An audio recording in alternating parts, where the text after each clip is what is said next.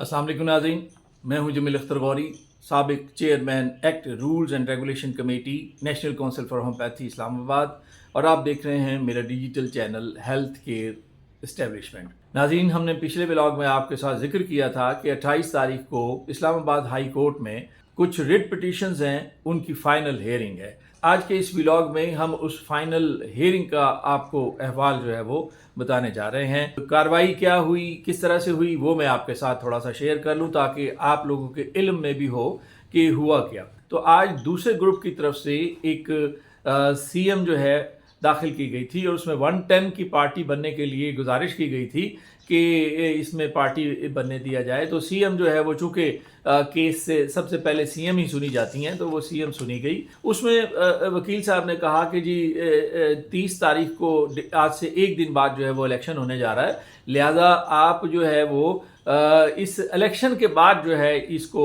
लगाएं केस को और इलेक्शन हो जाने दें, उसके बाद फिर इसको सुन लें। तो ये सीएम लगी थी।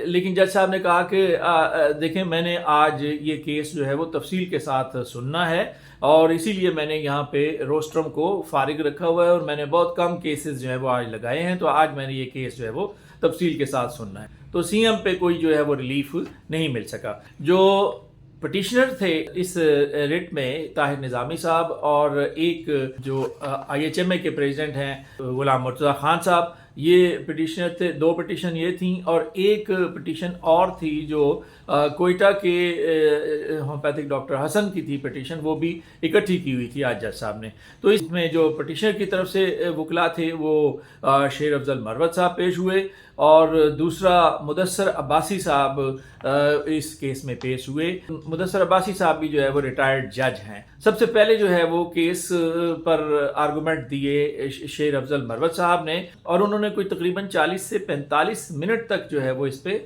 आर्गूमेंट किए और मुख्तलिफ दलाइल जो है दिए और मुख्तलिफ केसेस का हवाला दिया। शेर अफजल मरवत साहब ने ये कहा कि डीबी में जो स्टे जनाब ने ग्रांट किया वो फैक्ट्स को कंसील करके आपसे स्टे हासिल किया गया। क्या फैक्ट्स कंसील किए गए?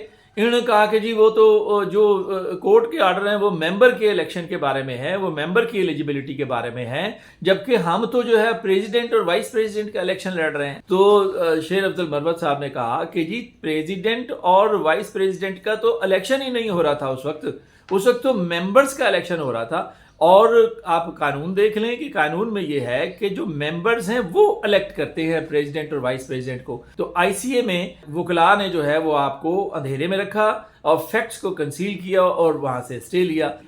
शेर अफजल मरवत साहब ने कहा कि उस स्टे में भी हम वहां पे नहीं थे और हमारी अदम मौजूदगी में ये स्टे हुआ। अच्छा, और फिर जब ये स्टे खारिज हुआ तो तब भी उन्होंने कहा कि तब भी हमें नोटिस नहीं किए गए और हमें नहीं बुलाया गया। और ये स्टे खारिज इस बेस पे हुआ कि दूसरे ग्रुप ने ये कहा कि गवर्नमेंट ने जो है वो फ्रेश इलेक्शन शेड्यूल जो है वो जारी कर दिया, लिहाजा इनकी टर्म जो है वो पूरी हो गई है, इनको अब इजाजत होगी इलेक्शन लड़ने की। शेर अफजल मरवत साहब ने फिर ये सवाल किया अदालत से कि जी दूसरी मर्तबा इन्होंने आके आपको ये गलत बयानी की कि इलेक्शन शेड्यूल जो है वो जारी हो गया है। एक तो जिस वक्त ये ICA में आए उस वक्त तक इलेक्शन शेड्यूल जारी नहीं हुआ था, और अगर ये कहते हैं कि ये इलेक्शन शेड्यूल जारी हुआ था तो मुझे ये बता दें कि एक्ट के किस प्रोविजन में है कि दूसरा इलेक्शन शेड्यूल जो है वो जारी हो सकता है।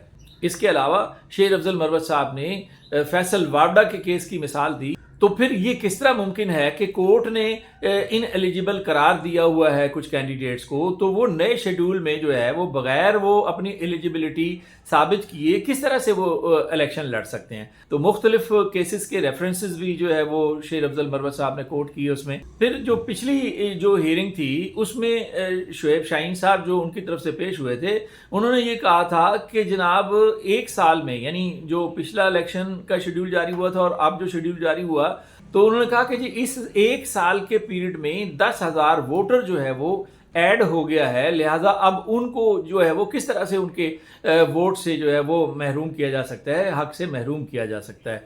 तो इस पर शेर अफजल मरवत साहब ने जो है वो लिस्ट पेश कर दी। تو انہوں نے بتایا کہ جی یہ دیکھیں یہ لسٹ ہے، یہ پچھلی لسٹ ہے اور یہ اب والی لسٹ ہے، اس میں 1050 ووٹر کم ہوئے ہیں، اور پچھلی مرتبہ جو تھے کینڈیڈیٹس وہ 100 سے بھی کہیں زیادہ تھے، اور اس مرتبہ جو کینڈیڈیٹس ہیں ان کی تعداد جو ہے وہ کم ہے۔ تو کیسے یہ نئے لوگ ایڈ ہوئے؟ یہ تو ووٹر کم ہوا ہے اور کینڈیڈیٹس بھی کم ہوئے ہیں، تو حق تلفی تو ان لوگوں کی ہو رہی ہے جو اس وقت ووٹ کاسٹ کرنے کے اہل تھے یا ممبر کا الیکشن لڑنے کے اہل تھے۔ شریف المرود صاحب نے کہا کہ یہ شعیب شاہین صاحب نے عدالت میں جھوٹ بولا کہ 10,000 ووٹر جو ہیں ان کا اضافہ ہو گیا۔ اس کے بعد جب شعیب شاہین صاحب کی باری آئی تو جب شعیب شاہین صاحب کھڑے ہوئے تو جج صاحب نے صرف ان سے ایک سوال کیا کہ آپ مجھے وہ شیڈول جو ہے، وہ نوٹیفیکیشن جو ہے وہ دکھا دیں کہ جو آپ نے جب آئی سی اے میں آپ تشریف لائے تھے تو آپ نے کہا تھا کہ جی فریش الیکشن جو ہے وہ جاری ہو گیا، تو وہ مجھے نوٹیفیکیشن وہ دکھا دیں کہ جی کس قانون کے تحت آپ نے وہ شیڈول جو ہے وہ جاری کیا تھا، وہ شیڈول مجھے دکھا دیں۔ شعیب شاہین صاحب کے پاس وہ نہیں تھا، وہ جاری ہی نہیں ہوا تھا، وہ تو صرف جھوٹ بول کے جو ہے وہ حاصل کیا گیا تھا اسٹے۔ پھر انہوں نے کہا کہ جی مجھ سے آپ نے جھوٹ بول کے اسٹے اس وقت لیا، پہلے اسٹے بھی جھوٹ بول کے لیا اور پھر خارج بھی جھوٹ بول کے کروایا آپ نے وہ اسٹے کہ جی وہ جاری ہو گیا، تو اب آپ مجھے دکھائیں۔ تو انہوں نے کہا جی کہ نہیں ہے وہ تو۔ پھر انہوں نے منسٹری سے پوچھا کہ جی ہے تو دکھائیں وہ کہاں پہ ہے، تو وہ تھا ہی نہیں، تو وہ کس طرح سے دکھاتے؟ تو وہ چونکہ تھا نہیں، اس لیے جج صاحب نے کہا کہ یہ جو 30 تاریخ کو الیکشن ہونے جا رہا ہے یہ بالکل نہیں ہوگا، اور یہ ساری ریٹس جو ہیں وہ میں اکٹھی کر رہا ہوں اور یہ میں آئی سی اے میں جو ہے وہ سنوں گا اور ان کو سن کے جو ہے پھر اس کا تفصیلی فیصلہ جو ہے وہ میں جاری کروں گا۔ تو شعیب شاہین صاحب نے فرمایا کہ جی جو بیلٹ پیپر ہے وہ چھپ گیا ہے، اخراجات ہو گئے ہیں، تو یہ آپ الیکشن کو کم از کم نہ روکیں۔ انہوں نے کہا آپ نے جھوٹ بول کے اسٹے لیا اور جھوٹ بول کے ہی آپ نے اسٹے جو ہے وہ خارج کروایا۔ اور جج صاحب نے کہا کہ میں نے وہ جو فیصلہ دیا، تو یہ بہت بڑی بات ہوتی ہے جج صاحب کا یہ کہنا کہ جو آئی سی اے کا جو فیصلہ ہے جو وہ میں نے آپ کی غلط بیانی کی وجہ سے دیا، وہ میں نے ردی کی ٹوکری میں پھینک دیا، اس کی کوئی حیثیت نہیں ہے اور اس کا ریفرنس میرے سامنے اب دینے کی ضرورت نہیں ہے۔ چنانچہ وہ جب انہوں نے بہت زیادہ شعیب شاہین صاحب نے اصرار کیا تو جج صاحب نے انہیں ایک یہ سمجھ لیں کہ جو میری اطلاعات ہیں کہ بہت سختی سے جو ہے وہ ڈانٹ دیا کہ جی شعیب شاہین صاحب آپ چلے جائیں یہاں سے، اور یہ الیکشن جو ہے وہ 30 کو نہیں ہونے جا رہا۔ تو یہ کورٹ روم کی کہانی تھی، اور الیکشن جو ہے وہ اب 30 تاریخ کو نہیں ہوگا، اور ڈبل بینچ کا جو فیصلہ ہے، ڈبل بینچ میں جو انہوں نے ریٹ دائر کی تھی اس کا جو ہے وہ فیصلہ ہوگا۔ اس کے بعد نیشنل کونسل فار ہومیوپیتھی کا الیکشن ہوگا۔ اب اس میں کیا ہوتا ہے کہ الیکشن وہیں اس اسٹیج سے کنٹینیو ہوگا جس اسٹیج سے بابر ستار صاحب کی عدالت نے جو ہے فیصلہ دیا تھا کہ یہ جو نااہل لوگ ہیں ان کو لسٹ سے باہر نکالیں اور باقی لوگوں کی لسٹ جو ہے وہ جاری کریں، اور ریٹرننگ آفیسر نے اس پر عمل درآمد بھی شروع کر دیا تھا۔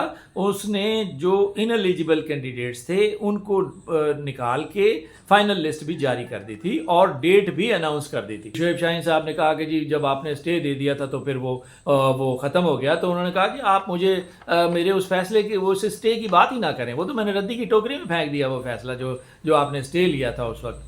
تو یہ آج کی صورتحال تھی، اس پہ ہم نے پہلے بھی ولاگ بنایا تھا اور ہم نے بھی یہی گزارش کی تھی کہ جو قانونی جو پوزیشن تھی وہ ہم نے آپ کے ساتھ شیئر کی تھی کہ جب کورٹ کا ایک فیصلہ موجود ہے تو اگر اسٹے خارج بھی ہو گیا ہے تو وہ فیصلہ جو ہے وہ برقرار ہے۔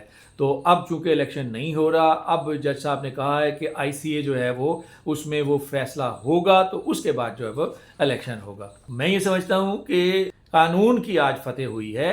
جج صاحب نے تمام اس کو کیس کو سننے کے بعد اندازہ لگا لیا کہ یہ غلط ٹریک پہ جو ہے وہ لے جایا جا رہا تھا، اور ان پہ تمام حقیقت جو ہے وہ آشکار ہوئی، اور یہ اس بات کی دلیل ہے کہ عدالتیں آزاد ہیں اور وہ قانون کے مطابق جو ہے وہ فیصلہ کر رہی ہیں۔ تو اب تک کے لیے اتنا ہی، آئندہ ولاگ تک مجھے اجازت دیجیے۔ اپنا اور اپنے ارد گرد رہنے والوں کا بہت سا خیال رکھیے گا۔ اللہ حافظ۔